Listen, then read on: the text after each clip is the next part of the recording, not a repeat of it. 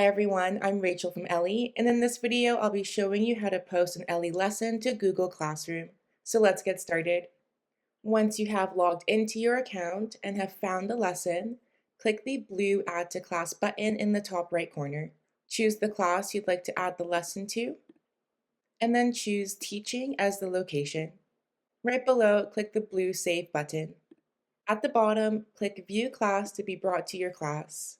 You can also get back to your class by clicking Back to Ellii, then clicking everything at the top and Classroom from the left-hand side. From here, click the class you assigned the lesson to. From your lesson planner, click the lesson.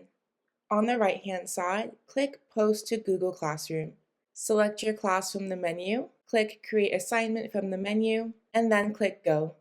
Add in a title and fill in any other information you would like, and then click the blue Assign button at the top. The lesson is then posted to your Google Classroom, and you can view it by clicking the View button. Now, when your students click the link from the Google Classroom, they'll be directed to the Ellii lesson. That's it for this video on how to post to Google Classroom. If you have any questions, please let us know. Happy teaching! Ellii.